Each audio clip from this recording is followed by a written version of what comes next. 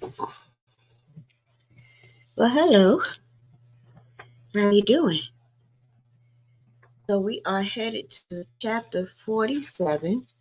There's only 55 chapters in the book, and I think it might be a good possibility I will finish this book in this particular reading session. So what's been going on? Are y'all ready? I got the time, so I'm reading, and I see that uh y'all who have been tuning in, y'all are keeping up with me because the views are going up, up, up, and all the other readings are pretty much in the same number bracket in terms of views. So that means y'all want more and more. So I'm trying to give it to you. All right. Mm-mm-mm. Please remember to like, comment, share, and subscribe. And if you wish to participate in the Jumanji and Diva Stainless Steel Cage Fund, we greatly appreciate it if you hit the Cash App, Madam Whipass, on the $sign. Thank you. All right, chapter 47. Bunny Debarge, in love. Did Bunny find herself a new man, or is she realizing she in love with her husband, Tony? I don't know. We don't know, but we shall see. The heck is she in love with? The Lord? I hope it's the Lord, if anybody. All right, here goes. It was not long before the boys learned Motown had dropped them from the company. Bobby blamed the whole fiasco on me. Really? He told a different story than what occurred, and the boys believed him. It did not make matters any better since Tony Jones had talked Motown into accepting me as a solo artist.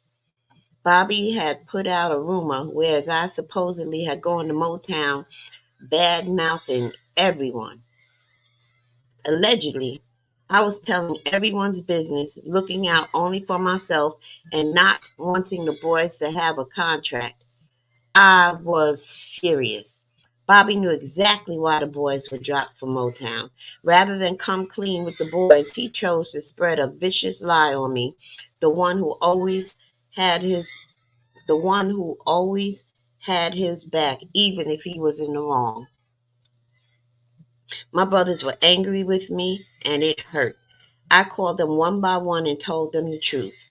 Then I called Bobby and asked him why he lied on me. He argued me up and down, saying I told Motown he was high when he was not. Even after calling my brothers and confronting Bobby, he chose to hold fast to his lie, and the boys believed him over me. Tony Jones knew Bobby had lied and told me to simply ignore him. I tried hard to move past the vicious lie, but I loved my brothers and wanted them to know the truth. I would never betray them in such manner. Deep down inside, I felt they knew the truth, but it was easier for them to believe a lie. Yeah, that's usually how it goes, Bunny. Mhm. Hey, people be knowing the truth, but it's easier and sometimes more beneficial for them to believe a lie. I would have no problem standing by any decision I made if it involved the truth. But the rumor Bobby started was not the truth. Truth be told, Bobby was ashamed, so he led the boys into believing a lie. Once again, hey Tanya, we had found a way to hurt one another. There was nothing more I could do if they wanted to believe Bobby over me. I felt so alone. The little Debarge kids who were always together found themselves at odds with one another yet again. It was a never ending saga since we came into the industry. We vowed to stick together no matter what came our way. Now we were comfortable spreading lies and believing those same lies. How did this happen? It hurt to see what was going on in our lives. We had always been such a loving family. Our love for one another was special, and everywhere we went, people felt it. Hurting people were drawn to us. We would comfort them, yet we could no longer comfort each other. The world turned us cold toward one another, and I hated it with a passion. Not only was our love for one another special, but so was our ability to forgive. We have had to forgive some significant trespasses. Forgiveness was second nature to us. Now we seemed unwilling or unable to forgive one another. All we knew now was the pain of hurting one another. The pain had grown so bad we began staying out of one another's way. We were hurt children in an adult world doing everything possible to destroy one another. I could still hear Uncle Bill's voice teaching about the five fingers and telling us to stick together at all costs. Now we were five broken fingers whose hand no longer functioned. We needed one another, but resorted to looking for outside entities to fulfill us. We were no longer seeking God during this tumultuous time.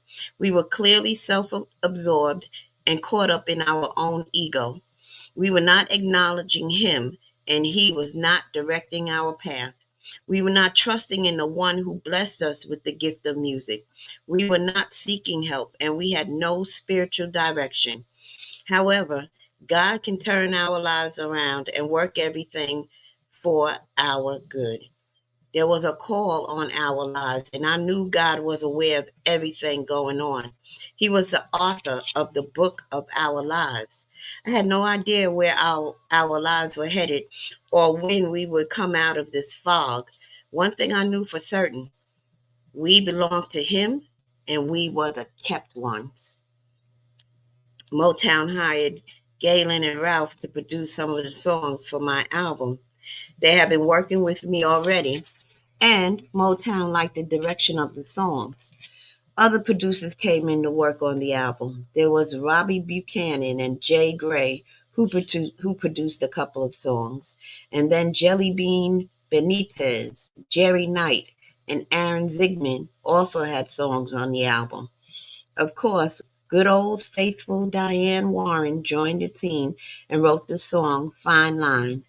All these individuals joined forces for my solo album, Bunny Debarge, In Love, and they were phenomenal. The album was a labor of love, and I was determined to make it happen. But I missed my brothers terribly. Being in the studio without them was not the same. I did not have the same joy as when we were all together. Doing this album really became work for me. Before it was such fun working with my brothers. We understood each other creatively, but now we were divided. I imagined us all feeling the same way. Something was missing. Not just God, we were missing one another. We could feel what one another felt without even asking. Somehow we just knew because we had such a strong bond and connection. Unfortunately, when we hurt and our emotions are too involved, we cannot talk to one another. We end up talking at one another, and the breakdown in communication tends to make matters worse. We were working and trying to do our own thing, but it was not the same. We needed one another's ideas, which we were sadly keeping to ourselves and not sharing with each other. I was so lonely doing my album without my brother's input and ideas. I needed their blessings and validation. They came around every now and then. I would share my progress with them, wanting to hear their feedback and longing for their approval.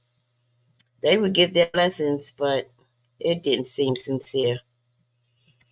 The boys secured a record deal with the company called Striped Horse Records. Two men, Joe Tanis and Ed Wright, became their manager and helped them land a record deal. Bobby was added to the group. They were back in the studio working on their album. Motown had kept three of us as solo artists: Elle, Chico, and me. We were hard at work on our albums as well. Chico finished his album first. He was going on different TV shows promoting his album, and I finished my album next. Chico and I had release dates for our albums. L had not yet begun his solo project because he was still promoting the Rhythm of the Night album. Chapter 48, Tommy and Ducky. All the barges were working except Tommy. Tommy was in trouble at home in Grand Rapids. We heard rumors that his drug problem had gotten worse after he received money from the accident and he was not handling it very well. Tommy was supposedly getting high all the time. He had the money to fund his drug habit, so it was no surprise. The drug dealers were swarming around Tommy like vultures, and he allowed them to take advantage of him. With the money, Tommy and Ducky married and bought a home. Tommy also bought a brand new sports car he would often lend out for drugs to the drug dealers. Mama was sickened by all the money Tommy was spending on drugs. She did not like the fact he was squandering his financial windfall on drugs. However, there was nothing else she could do to stop his self destruction. Tommy was grown, and it was his money to blow. Mommy hated the fact that she could not control Tommy's recklessness. Must have made her upset to see the drug dealers have access to money she felt could be put to better use. Despite Tommy's destructive lifestyle, Ducky was happy to be his wife. She now carried his last name and was a mother to his three children: two boys, little Tommy and Christian, and a little girl named Marina. I had never seen Ducky so happy before. She now had her own place and she could decorate it as she saw fit. No longer did she have to rely on Mama or the benevolence of family. She could now buy whatever she wanted for herself and her children. Ducky was always into fashion. She just never had the money to buy what she wanted because of Tommy's addiction. However, she could spout off the names of all the popular designers and brands at the time. She was into fashion magazines and books. She also loved to decorate other people's homes. Fashion and decorating were her thing. Now she could do both, buy the latest fashion for her and the children, as well as decorate her own home. She could cook in her own kitchen and have her own Christmas tree and decorate it as she saw fit. Finally, she had everything she waited for in life. It meant a lot for her to have means of her own. Ducky was now reaping the benefits of being the mother of Tommy's children. She was a good mother, and she often told me she would never leave her children or give them away. She had felt neglected by her mother and often expressed her mother was wrong for leaving when she was just a child. Ducky loved her children very much, and this was why she was still around putting up with Tommy. She needed help raising them. Ducky had a few odd jobs here and there she was not able to keep. She had no one to watch the children while she worked. Tommy, being on drugs, would be gone all night and sleep all day. Therefore, Ducky would find herself having to quit job after job after job. Her only hope was for Tommy to jumpstart his career and make it in the music business. She stood patiently by his side, watching his siblings work hard to make it in the industry. Tommy was steadily spending the insurance settlement on drugs. Ducky was smart enough to open her own account so she could have access to the money as well. She allowed Tommy to use some of the money, but she ensured the bills were paid. Ducky did not intend to go out in the world backward. I told her, I talked to her from time to time, and she would tell me she had a plan for keeping their home and never being put in a position to depend on anyone else again. However, Tommy was looking bad. He was in the streets and spending lots of money on drugs. Mama was furious and felt the need to intervene. She went behind his back and got people to sign a petition saying Tommy was a drug addict and incapable of handling his own financial affairs. She tricked Tommy into coming to court. He had no idea what was going on. He thought he was going for a ticket when he was there to have his money snatched from his hands. Ducky was blindsided by Mama's actions too. It did not make any sense why Ducky should not have been the sole conservator of the money. After all, she was his wife and did not have a drug problem. However, Ducky did not know how to speak up on her own behalf. Everything Mama had planned was kept a secret, and Ducky was none the wiser. The judge questioned whether Ducky was also on drugs. He asked if she would be able to handle the money. Mama then told the judge Ducky and Tommy had been together for years, and even though she was not on drugs, she was weak when it came to Tommy. She convinced the judge Ducky was incapable of managing the money because of her devotion to Tommy. Therefore, the judge granted Mama conservator of the money. Mm, damn. What y'all think about that? Tommy came home upset and told Ducky the news. She just listened to him and said nothing at all until he was through. And then she asked Tommy why she did not become conservator since she was his wife and not on drugs. He told her he had no idea what Mama was planning. He even believed Ducky may have been in on the scheme. Ducky then told him she knew nothing and was surprised as well. Tommy finally told her she did not get control of the money because Mama convinced the drug she had a weakness for him. Well, can we all agree that Ducky was an enabler?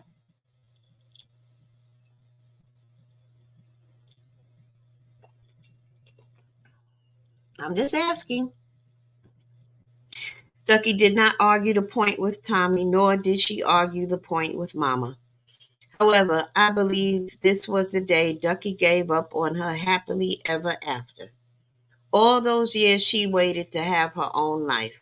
She finally had the means to control her life, and it was snatched away. Control of her life was back in the hands of the woman she did not have the heart to fight, our mother. Ducky was right back at square one, depending on Mama for her day to day existence. She now had to ask Mama for money for herself and her children. She watched Mama dish money out to her only if she deemed it necessary. I'm sure Ducky was dying on the inside. Mm.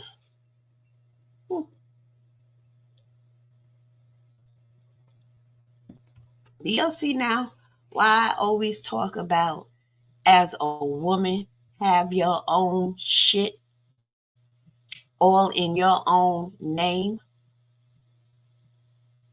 and don't depend on anyone financially? Have your own shit. Ducky did not have her own shit. That's why Mama can come in and take over all financial aspects of their lives. And now you got to come to her. Baby need a new pair of shoes, got some money. Fuck out of here.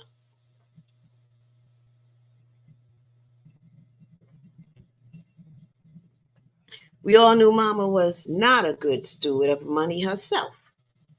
She had her own problem with spending money and keeping tabs on what she did with the money. The only thing that set her apart from Tommy was the fact she did not use the money to buy drugs.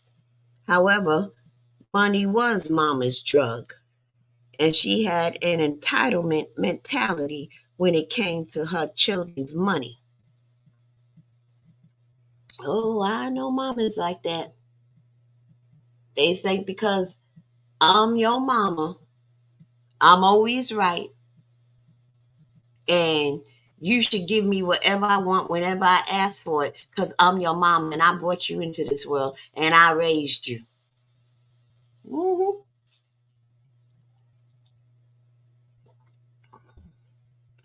Ducky continued feeling some type of way about being Tommy's wife and not being able to control their finances. It was her and Tommy's money to do as they pleased. She never voiced her frustration to Mama. Rather, she took it out on Tommy. She became bitter toward Tommy and no longer wanted to lie with him sexually.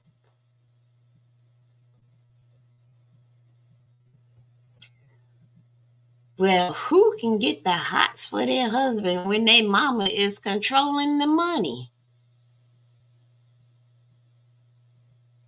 That would make any woman's coochie dry up like the Sahara Desert.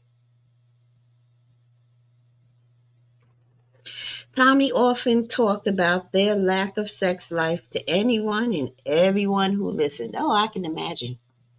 She don't fuck me no more.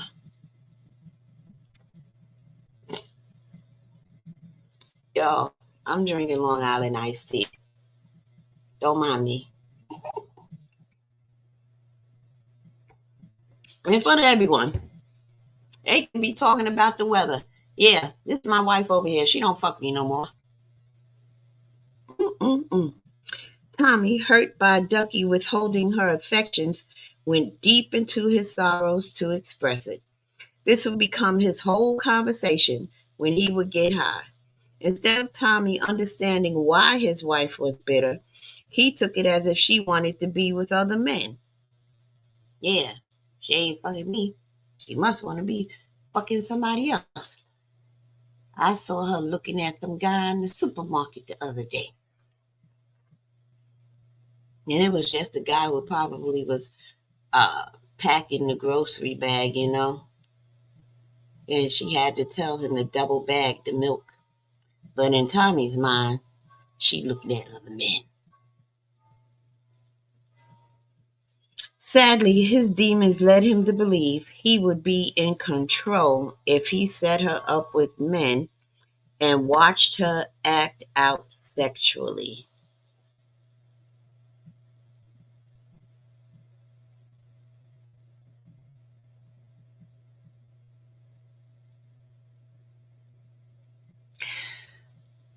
I don't know why I'm pausing like we didn't know this already because I have read Tommy's book, They'll Never Be. It's on this very channel. But it's just always shocking, no matter how many times I come across the information. By this time, Tommy persuaded Ducky to get high and be with other men so he could watch her have sex. Lord Jesus Christ, the blouse and skirt.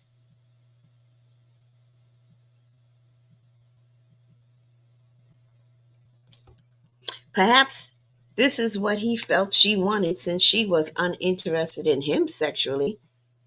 They were both suffering. For years, Ducky had dealt with Tommy begging her to get high and do sinful things sexually. Somehow, she was able to remain clean and not give in to his wild desires. Now, she had seemingly given up on a life of bliss with Tommy. I feel she wanted to get back at Tommy for all the hurt she was feeling inside. Eventually, she grew vulnerable and started indulging in drugs as well as giving in to Tommy's need for voyeurism. Is that what they call a cuckold or a cuck?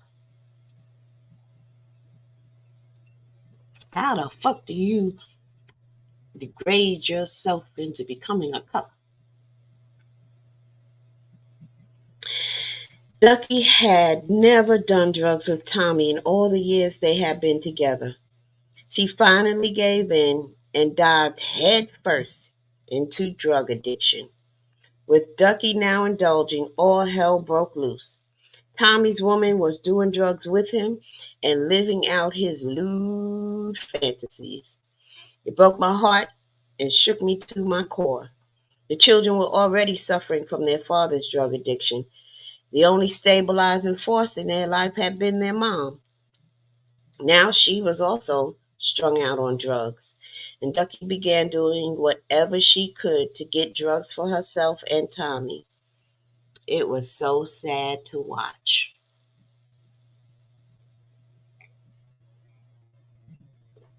Mm, mm, mm. Wait a minute. Did I read two chapters already? I sure did. We up to chapter 49. Book is getting thin on the back. Chapter 49. Debarges on separate stages. During this time, I was doing well and no longer actively battling addiction. Since the demise of the group, I had not used any drugs.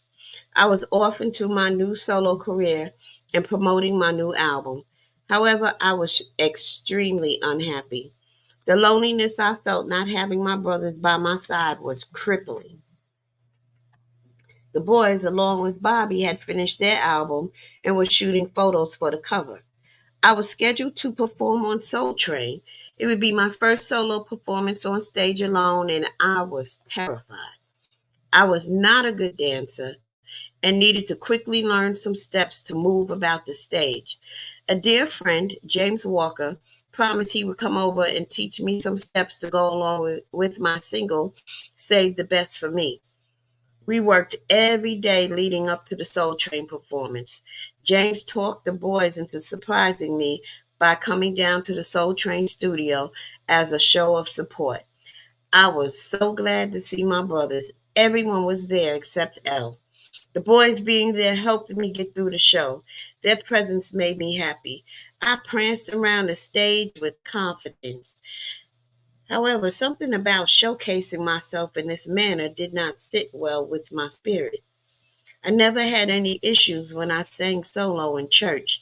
I never had to dance and prance around in front of the congregation in order to share my gift of singing. The focus was never on me. It was all about Jesus. Performing on Soul Train was a much different task than singing for Jesus. Though triumphant, I did not like the feeling at all. It was not fulfilling. I could only perform when my brothers were by my side, but now I was alone and the focus was solely on me. I guess that would be a trip, huh, Bunny? The song took me out of my element. The song was not from my heart. Someone else wrote it, and I was not used to singing other people's songs.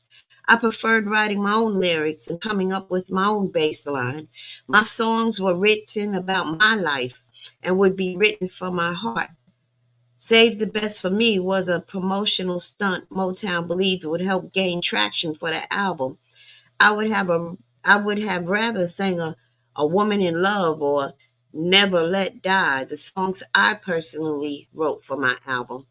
Nevertheless, this was my job now, and I had to quickly learn to take the bitter with the sweet. It was difficult performing a song I did not even believe in. I got through the show somehow. Deep down inside, I knew this avenue was no longer for me. It lacked purpose. I was not a solo artist, not in this sense anyway. I did not want to be promoted as a sex symbol. If I were to be a solo artist, it would be for Jesus and not singing Save the Best for Me. Nevertheless, I pretended to be happy in order to not make any waves. The day after the show, all the boys headed back to Los Angeles to buy some pills. Tony and I found it hard not to join them and indulge. The temptation was too great. We promised to do it this one last time and not indulge again. We all went together and scored some pills. The boys ended up hanging out at my home for a while. We sat around all night and talked. Little did Tony and I know we were fooling ourselves. It did not take long for us to be back in the throes of addiction. We did not go back right away. However, we started using every weekend, and it progressed from this point. It was summer, and my two oldest girls, Demia, and Janae were in Grand Rapids. We only had little Tony with us at the time. I was doing interviews with more scheduled. When the weekend came around, Tony and I would go on a drug binge. We visited some friends of ours while we were in the Los Angeles area before returning home to the valley. Margie and Marvin were a couple we had recently befriended. They had been wanting us to stop by their new apartment for quite some time, and since we were in the area, we decided to pay them a visit. We called to let them know we were on our way. The couple had a daughter named Therese. She was a couple of years older than Demia. She wanted me to leave Tony with her for the weekend. I took her up on her offer since it would give Tony and me some time alone. When we arrived at their apartment, Margie surprised us with dinner. Margie was a great cook, and we all loved her cooking. As the day turned into night, Tony and I became higher and higher off the pills. We decided we should probably stay with Margie and Marvin until morning. They had a guest room with a water bed and offered us the room for the night. I had fallen asleep with my legs hanging over the wood frame of the bed. When I awakened the next morning, both of my legs were cramped. When I went to stand, I could only stand on my left leg. My right leg was numb and had no feeling at all. It crumpled as I tried to stand. I figured this was only temporary and I could regain feeling in my leg within a few minutes. This sounds like something I went through pretty much exactly a year ago. And it was a sciatic nerve. However, this was not the case. I tried putting on my shoe and it would not fit either. I was scared and told Tony I should go to the hospital. I then told Margie what was happening. Tony took me to the hospital where I remained in the ER for hours. All kinds of tests were conducted to determine what was wrong with my leg. Finally, they diagnosed me with a blood clot and wanted to admit me and drain the blood to get it flowing through my leg again. I called my manager, Tony Jones, to let him know what was going on. He suggested I get a second opinion. He found a doctor I could see right away. We left the hospital and arrived at the doctor's office. The doctor ran all kinds of tests. He stuck pins in my leg and used all kinds of medical instruments to see if there were any reflexes. I felt nothing and it was scaring me. And finally, the doctor was able to tell me I was suffering from a pinched nerve. See? Same thing. That's like a, what is it? Sciatic nerve. I had damaged a nerve in the back of my leg while sleeping on the waterbed. And see, that's what happened to me. I went to go visit a family member last Labor Day, which happened to be September 6th. I slept on this couch for what, 2 nights, 3 nights, or something like that, and just jacked my left leg up. Same experience. The doctor did not know if it was permanent or not. Let's give it a couple of months. If it's not permanent, you should start to get feeling back in it again. I'm sorry. If it is not permanent, you should start to get feeling back in it again. Once the feeling comes back, it will be painful. However, thank God for the pain. At least you will have feeling in your leg again, the doctor explained. I was laid up for a couple of months recuperating. I called my sister-in-law, Kathy, and told her to come get Tony. She agreed to keep her the entire summer. Despite being on bed rest, I still had promotional events for the album. I had to show up to radio stations for interviews. Motown also scheduled magazine interviews at the headquarters. Tony had to carry me from the car into the building for the appearances and interviews. He never once complained. After about 2 months, I started to feel pain in my right foot. I started shouting, "Thank you, Jesus, for the pain." I knew then the loss of feeling was not permanent. I was praying for the day God would come would restore feelings in my leg. He spared me once again, and I was grateful. By this time, I was hearing through the grapevine that Motown really did not want me on their roster. The only reason they signed me was to keep me from joining another label and competing with my brothers. Motown believed this would conflict with what they wanted to do with Chico and L's solo career. Therefore, I was only signed to stay out of the way. They had no interest in putting money into promoting my album. I was practically left on my own to promote my debut solo album. This hurt me, especially hearing it from my brothers. I finally gave up. I became scared and started getting high regularly again. This time, I did not go to any lengths to hide my reoccurring addiction from Motown. She was like, fuck it, I'm gonna get high, and you're gonna see me high. Yeah, I don't give a fuck.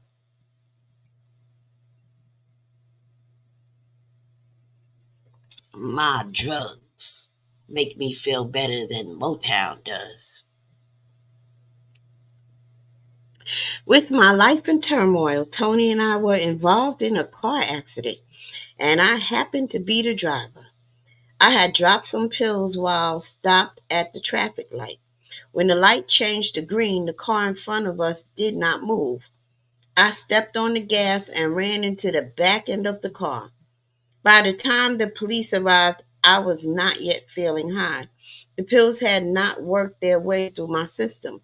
However, by the time we filled out papers and went through the motions, I began feeling the effects of the pills.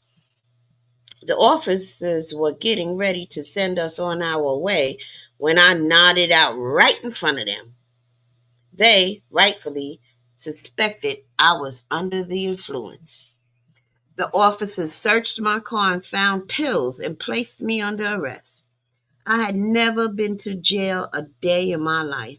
I was high out of my mind and scared to death. I began crying hysterically and my behavior spun out of control. While the arrest was going down, someone contacted Motown. My husband ended up going to the bondsman and bailing me out of jail. Now I had to appear in court. It frightened me to be in trouble with the law. Driving under the influence was the charge. I would be receiving a letter in the mail regarding my court appearance. After the arrest, I only did a few promotional events. I believe my arrest gave Motown a good excuse to just say forget it. They only had a few more months before the option was up anyway. When the day came, Motown did not pick up the option to fully sign me. I was no longer on salary, and we were living off our savings. And because there was no money coming in, we quickly drained out our savings. And we were spending it on drugs. Our addiction had worsened. I did not even try to pick myself up this time. I just wallowed in it. All right, we are at chapter 50. No more denial. We only got 5 chapters after this.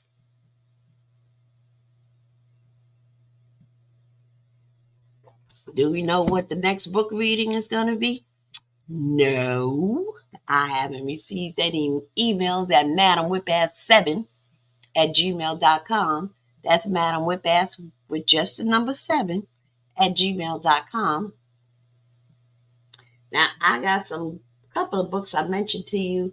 The Wendy Williams' very first book and the Michael Jackson biography by Randy Taraborelli.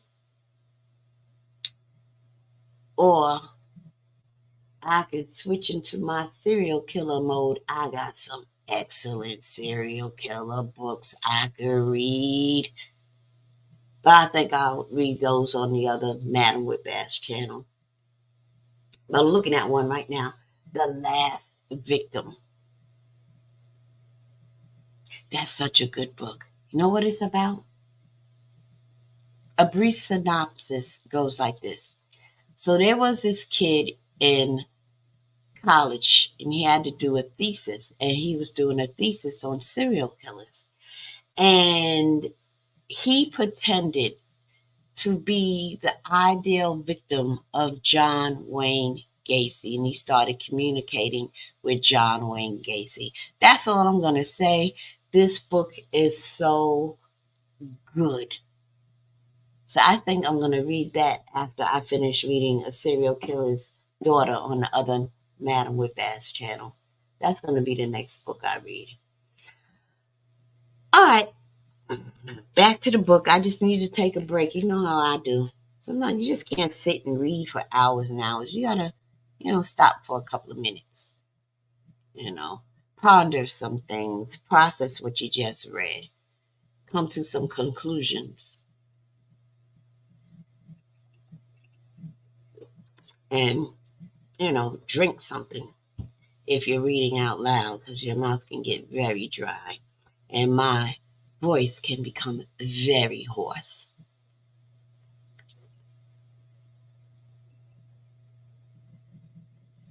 Normally, I would play a song and do all of this, but YouTube got a hair in their ass when it comes to me and playing music. But whatever. Here we go. Chapter 50, No More Denial. Tony and I were in trouble. We had started getting hot every day. Our children were with family, so we only had to focus on ourselves. It did not take long for us to fall behind on the mortgage and car note. Every dime we had went towards supporting our pill habit. We decided to remain in the house until we could no longer stay. Afterward, we planned to move back east and considered Steubenville, Ohio, where Tony could easily land a job. The thought of going to Steubenville made me sick to my stomach, but we did not have many options. During this time, Elle was on tour and we wanted to see him perform. He was set to appear at Magic Mountain. We had already seen him on TV performing by himself, but had not seen his live show. What an embarrassing experience it would end up being for us all. Before we arrived at the venue, it was confirmed our tickets would be waiting to be picked up in the ticket office. We were reassured we would get into the venue with no problem. After all, we were family and we were members of Debarge. Elle would perform songs we all had contributed to while in the group. Therefore, everything should have gone smooth, right? Wrong. We had trouble right off the bat, starting with getting into the venue. To make matters worse, there were no tickets set aside for us, and we had to argue in order to be let inside. It was a humiliating experience. As if this was not bad enough, we ended up with the worst seats in the house. Well, damn. Everything continued to go downhill from this point. Perhaps we had not done ourselves any favor by showing up. We sat there watching Elle and his hired background singers singing our songs. I sat there in a daze. The reality of the situation hit me like a ton of bricks, and it was the most miserable feeling in the world. We were treated as outsiders, and it did not feel good. We set aside our pride and tried in vain to pretend as if we were so proud of Elle. Truth be told, I was deeply offended. Well, damn, first he didn't invite you to his wedding, and then he put you way in the back up high in the cheap seats. Once the show was over, we wanted to go backstage and see our brother. However, we were not allowed backstage. You're just a fan, that's why. Security treated us as though we were nobodies. They had to get permission first because they did not know if we were Elle's sister and brothers. Well, I can kind of understand that. I mean, I guess. I mean, it's possible they didn't recognize you as being Bunny DeBarge. And, there's a whole lot of people that look like a Bunny DeBarge. Oh, they wouldn't have no problem trying to look like her and be successful at it. So yeah, they had to check stuff out. Okay, I ain't mad at that. We were furious, hurt, and demeaned. We were finally allowed backstage, and Elle seemed genuinely happy to see us. He introduced us to his band and background singers. They were singing our praises and telling us how much they were fans and loved our songs. Yet we were forced to watch them be paid while we did not have enough money to purchase a pack of cigarettes.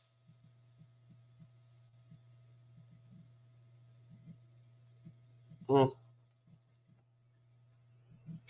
We left the venue more broken than before we came.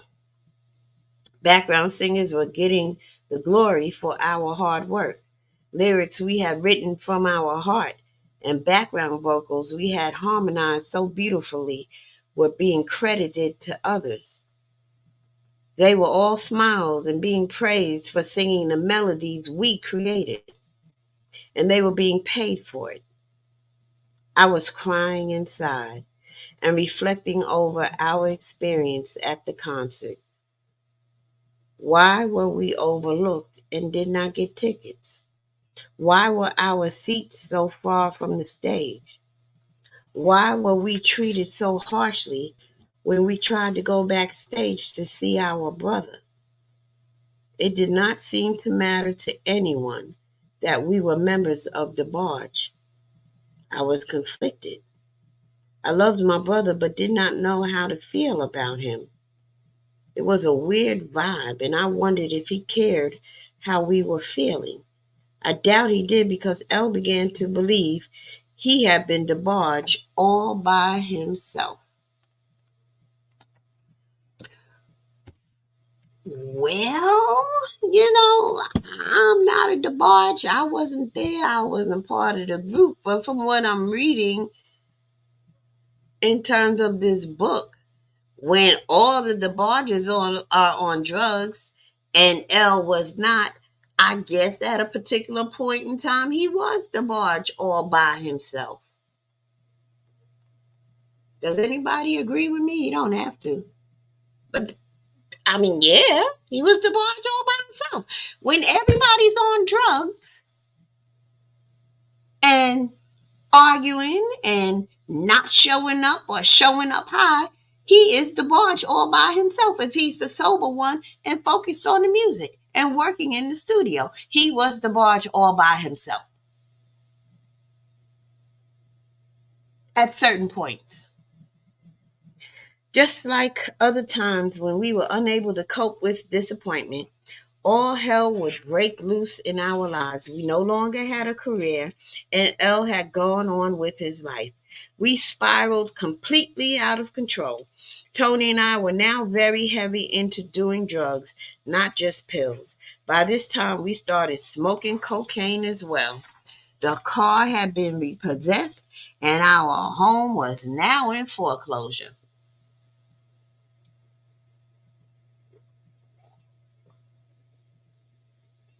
Y'all could have went out and got jobs, and avoided all of that. The worst part was hearing how bad we were being talked about in Grand Rapids. My children were being fed plenty of misinformation about their mom and dad. They were not with us to see what was happening. However, they were old enough to hear the gossip and feel the backlash of the horrible things being said about their parents. It did not matter if what they heard was true or false. They were old enough to form opinions based on all they were hearing on the home front. This bothered me and was hard to accept. Before my girls left to stay with family, we were still managing to hold our lives together. Therefore, they did not actually get to see how bad life had become for me and Tony.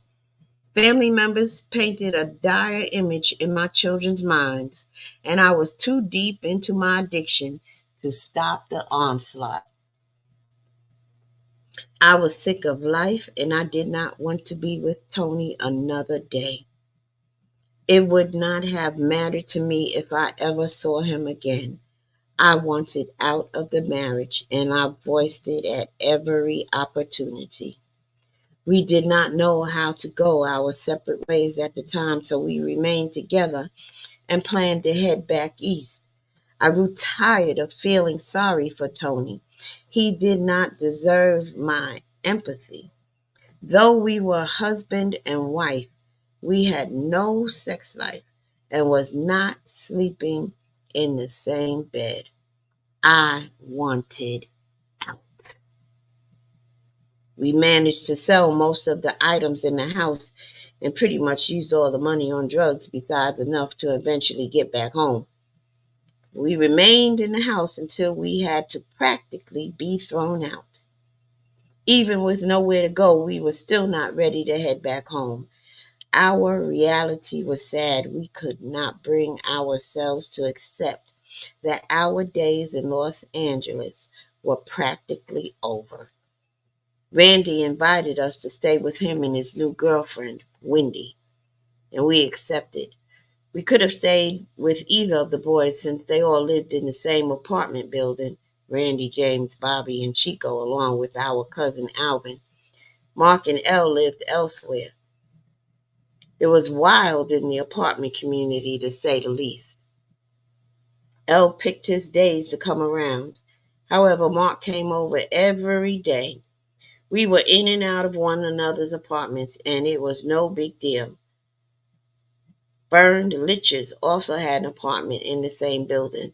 We all were getting high off pills and cocaine. The boys had an endless stream of girls running through their apartments. They loved to party. It would be nothing for them to party all night long. Bobby, believing he was the boss, would be able to put up with the boys' party antics in small doses. Afterward, he would grow weary of their silly little ways, and an explosive argument would ensue. He partied with them, then threw his own parties. I bet Bobby's parties are way different than his brother's parties. However, as the one who liked to call order when he felt it was needed, he would demand the boys to tone it down. I guess Bobby never grew out of believing he had to keep the boys in order. Chico started getting high off pills, but he was not indulging in cocaine. It was a nonstop party in the apartment building. I was trying my hardest to get rid of Tony. I wanted him to go back home to Ohio and I would just return to Grand Rapids. We got into a heated argument and I told him I wanted to break up. After a couple of days of arguing back and forth, I was able to convince him to leave. He finally had his mother send him an airline ticket to return to Steubenville, Ohio. My girls were living in Ohio with their Aunt Kathy. Tony decided to go and spend time with them before they returned to Los Angeles. Once the girls returned, we would go live with Elle. Mama was also in Los Angeles at the time, visiting for the summer. The morning Tony was to leave, I told him we would only be separating for a while. I told him we both needed time apart. I convinced him we would probably get back together if he gave me some space. I had to say this for him to leave. I really had no idea what I wanted to do about our marriage. I just wanted to be alone.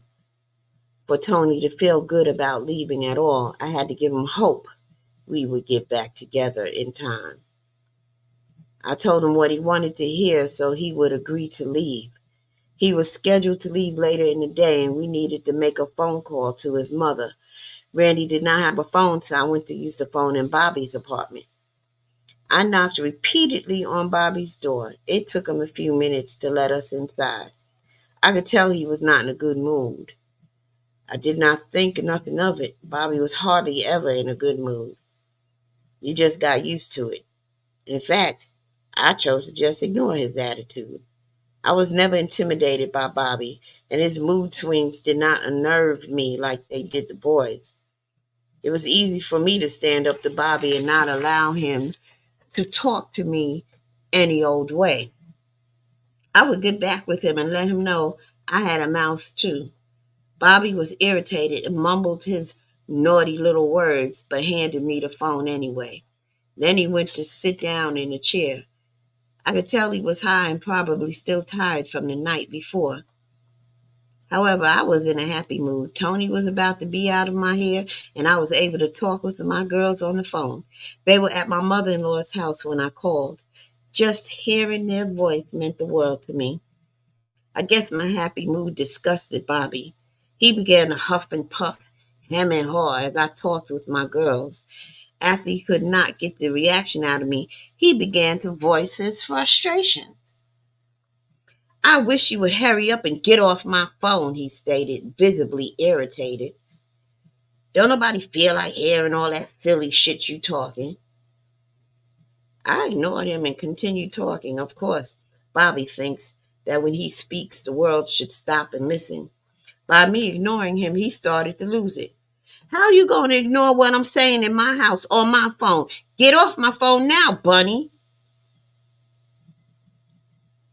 I looked at Bobby and stated, Look, Bobby, I haven't done anything to you. I am not your brothers, and your attitude don't scare me.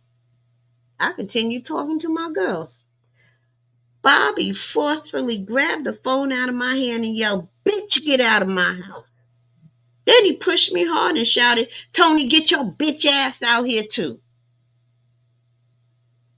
Tony noticed that Bobby had pushed me down to the floor and told him to keep his hands off his wife. Bobby then got in Tony's face and asked him what he was going to do about it. Next thing I know, Tommy punched Bobby with his fist.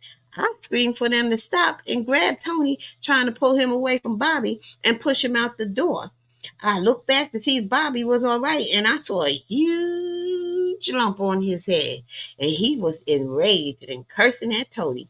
He was threatening Tony and yelling this was not over and he would see about him later.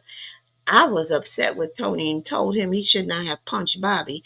I understood Bobby forced his hand, but I did not like to see my brothers and my husband fight one another. Thankfully, Tony was on his way to Ohio and would soon be taking the city bus to the airport. I figured he would be long gone before Bobby could plot his revenge.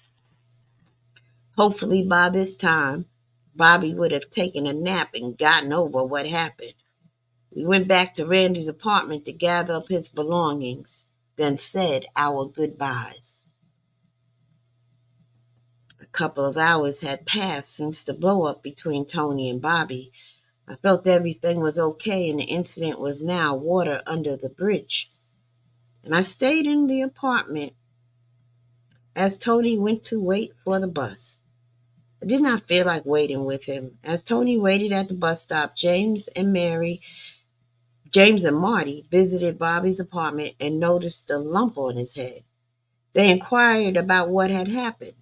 Bobby, with his tendency to revise history, went on to tell them Tony had hit him with a belt buckle. He failed to mention how he had instigated the incident by pushing me to the floor and referring to me as a bitch. Marty happened to be looking out the window and noticed Tony still standing at the bus stop. He motioned for James to come out on the balcony, then let James know Tony was still outside. James and two of his friends leaped over the balcony and ran up on Tony. Marty stood back as he watched James move in on Tony and start beating him. The other two guys decided to join in.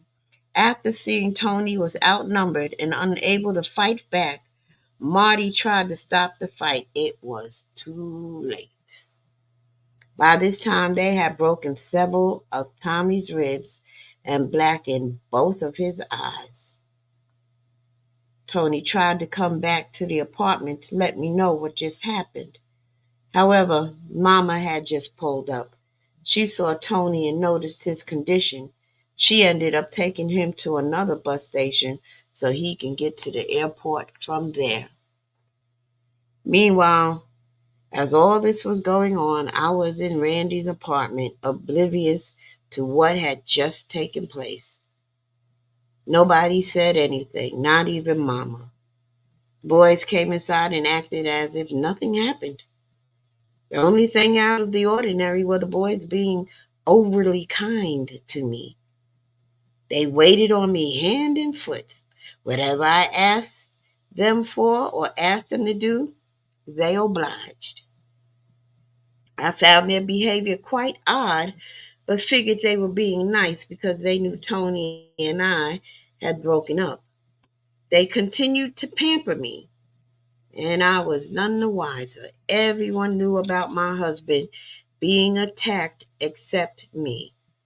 Everyone kept quiet and continued giving me their undivided attention. James Walker came over to hang out with me. He was like family. He felt bad and could no longer keep up the charade. James Walker felt it was unfair that everyone was talking about the beatdown, yet keeping it from me. He finally broke down and told me what transpired earlier in the day. He told me the boys and two of their friends jumped my husband. James Walker went into the gory details of the fight. I felt my heart jump out of my chest. I was visibly upset and beyond hurt. Now it all made sense why my brothers had been acting so nice to me. I ran looking for them, and when they saw me coming, they knew the cat was out the bag. James Walker was hot on my heels. I found James and Marty first. Why would you do that? I screamed at both of them. I had no idea about Tony's condition. I started bawling. James Walker, you know what just dawned on me? They jumped Tony because Tony put a speed knot on Bobby's head. Where was this jumping and ass beating when they found out Tony was molesting Demir?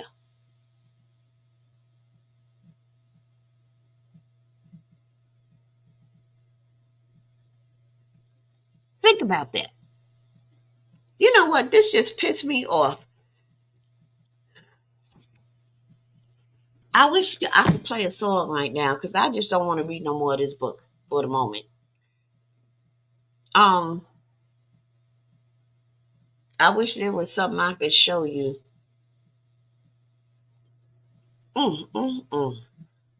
Ah, Lord, where was this beat down?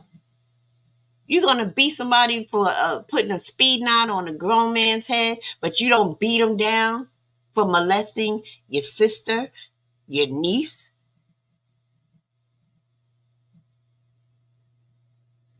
For real? This is weird shit. This ain't weird shit to you?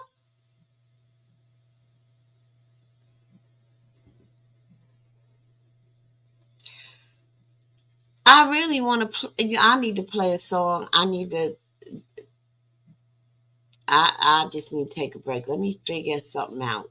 I. I. Let me figure something out. What's a nice long song to play? Um. I need a nice long song to play.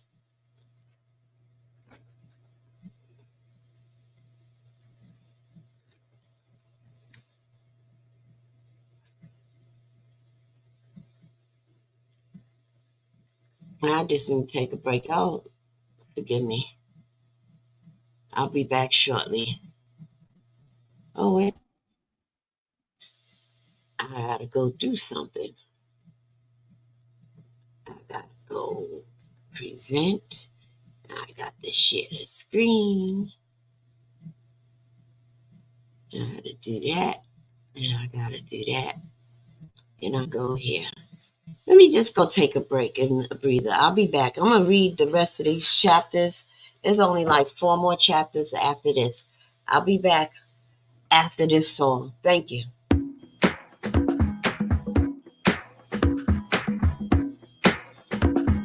Oh, for real? Let's see.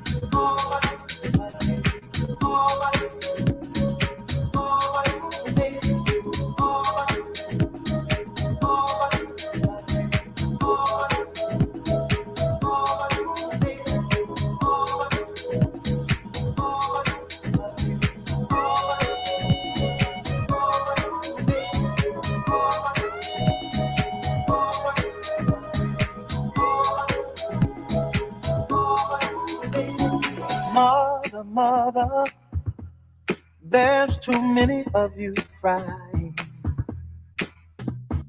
Brother, brother, brother, there's far too many of you dying.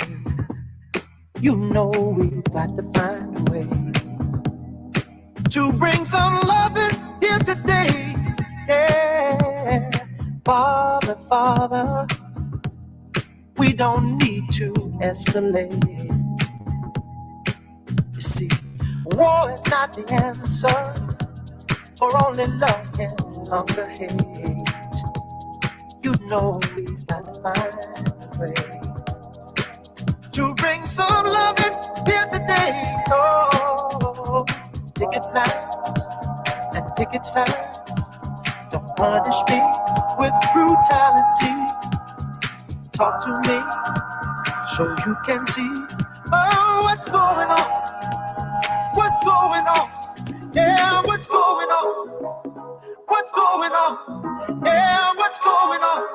Oh, what's going on?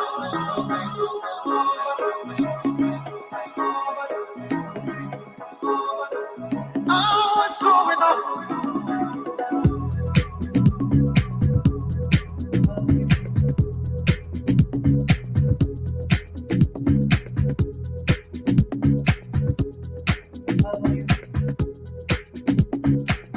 Yeah, what's going on?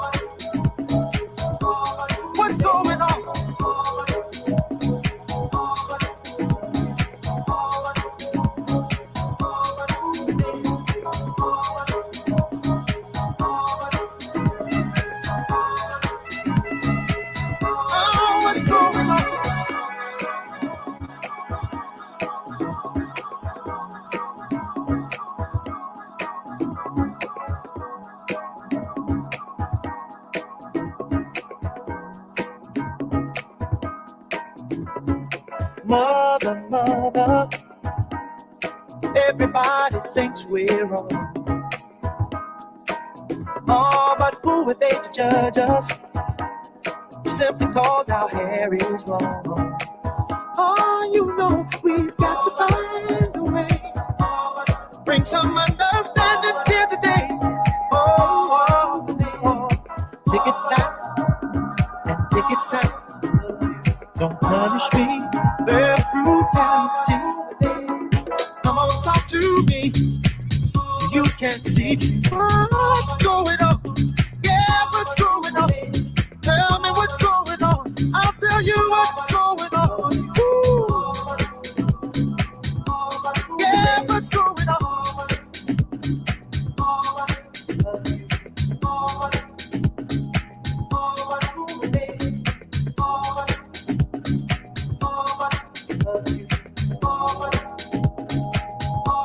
What's going on?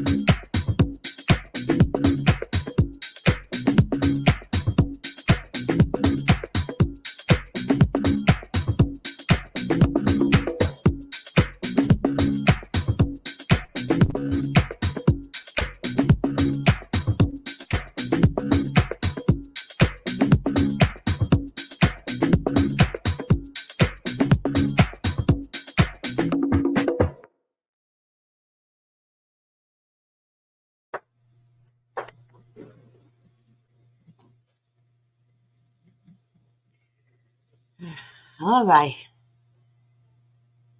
I'm back. Whew. Tell you, sometimes these books be getting me all in my feelings, don't they? All right, where was I?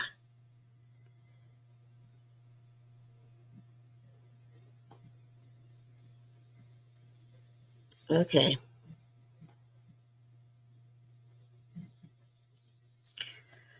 James Walker then pointed toward the other two men who had also jumped my husband.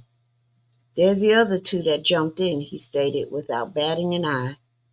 The boys stood looking silly. They were upset with James Walker for spilling the beans. I ran over to the two men and started hitting them.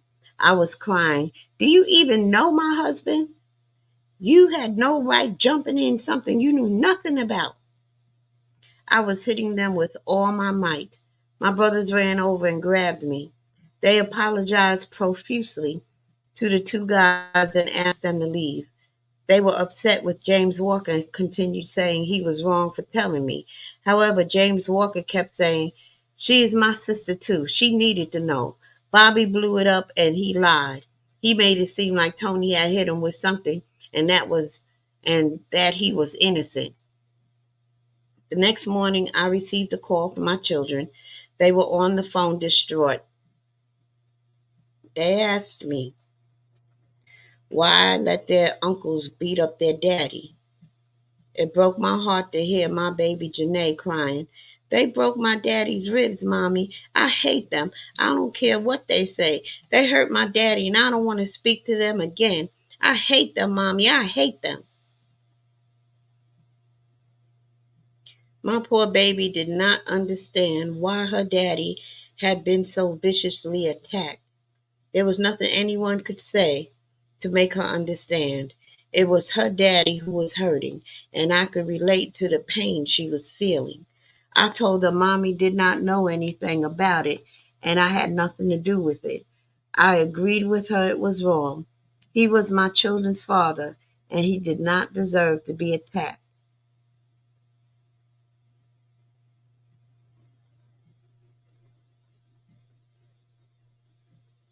My children had to see their daddy hurt. I thought to myself Bobby was a grown man capable of fighting his own battles. He did not need James or Marty to fight his battles. If they wanted to beat Tony up for something worthwhile, it should have been when he touched my baby Demia. There it goes. After all, Bobby came to the house the same night I discovered he had molested Demia and did nothing except give me pills.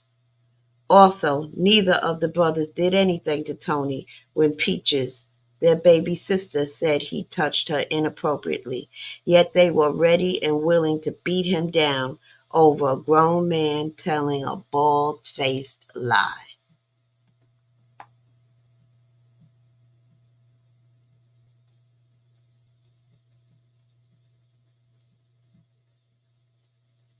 Bobby had no remorse about what he had done, and this bothered me a great deal. The boys realized they were wrong. Initially, they seemed to have some semblance of remorse. We all knew how Bobby operated. The thing with Bobby, he could make things out to be something it was not. He was a diva and melodramatic. However, the boys found a way to excuse themselves from culpability. The damage was done and they decided to move on from the incident. I had to deal with my daughters and their hurt. Janae seemed to be the most affected. She loved her uncles and always had a close bond with them. But what they did to her father is something she continues to carry with her even today.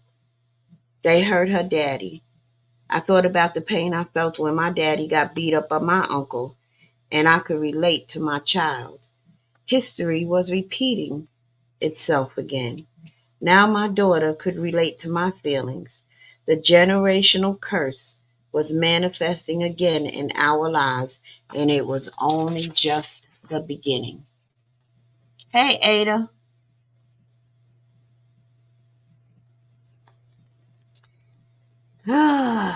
We up to chapter 51. As I said, there's only 55 chapters.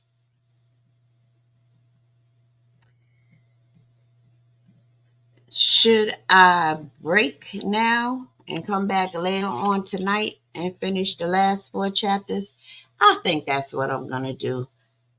That part just really overwhelmed me. And like I said, I'm reading this, all this is new to me, just like as it is for a lot of you, meaning those who have read the book before. You knew what was coming. I had no idea that Bunny felt the same way or would express the same feelings I emoted before I went to a musical break. So, yeah, I'm going to take a break and I'll be back tonight to finish the final 4 chapters of this very good book. Thank you all for tuning in. I greatly appreciate it. Please like, comment, share, and subscribe. Once again, if the Lord places it on your heart to donate to the Jumanji and Diva Stainless Steel Cage Fund, I'd greatly appreciate it. If you'd send a cash app to Madam Whipass on the $. Thank you and enjoy the rest of your day. Peace.